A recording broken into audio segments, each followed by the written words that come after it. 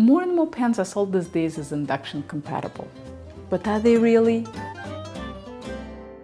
A strange thing happened to me while I was cooking on an induction stove in my Airbnb in Denmark. All the pots my hostess left me worked great, but every single skillet was almost unusable. Roughly 4 inches in diameter in the center of the pan heated up and the rest of the pan stayed cool.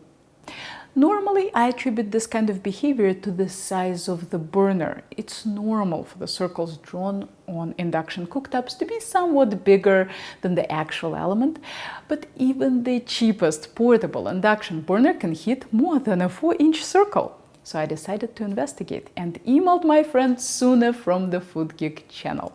Since Sune is located in Denmark and cooks on induction, I was sure he could help me with this conundrum. Was this a really bad induction stove? Or were these skillets really bad for induction? Sune blamed it on the skillets, and to prove his hypothesis, he set up a test on his own induction stove. His biggest burner can handle a huge 12-inch cast iron skillet with no problems. See how the water is boiling everywhere?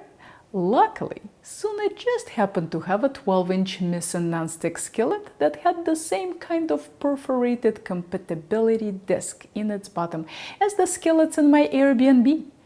And look at that!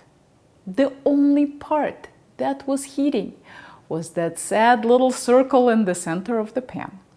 No matter how long Sune heated this pan, only the center boiled. So now we know it was not the stove's fault, it was the pan's fault. So what does this mean for buying skillets to use on induction? Cast iron and carbon steel work great. That's Sune's favorite pans to use. Stainless steel works well if it's clad throughout. In other words, the sides of the pan are just as thick as the bottom and are made out of many layers of ferrous material. And unfortunately, the same applies to non-stick pans. The reason I say unfortunately is that this kind of construction is expensive. It's worth the investment for stainless steel pans because they last forever, but I can't say the same for non-stick. Whether you get Teflon or some green-sounding alternative, all non-stick pans wear out and need to be replaced every couple of years, so personally I prefer not to spend too much money on them. I just looked at America's Test Kitchen recommendations for non-stick pans that work well on induction and was surprised to see Tefal and Valencia Green Pan on the list. Neither one is clad throughout, they just have a magnetic disc inserted in the bottom. I'm curious if any of my viewers have tried these pans on induction. Can you let me know what size pan you have and how much of the surface heats well? If you can do the water boiling test in them and share it with me, that would be absolutely amazing. Also, let me know if there is any interest in me buying them and putting them through some tests. I have several friends and students with induction ranges, so it's doable, but I don't want to waste my money if there isn't much interest.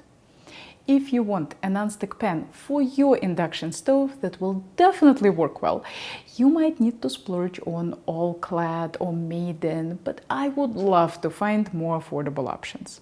While I had Sune on Zoom, we also had a great chat about the differences between American and European ovens. I often cook and bake from the recipes developed in other countries. Figuring out what that means for my oven has always been a challenge. Should I use the convection fan or not? Should I keep the same temperature or not? If you've had similar struggles, head over to the Food Geek channel for an eye-opening discussion.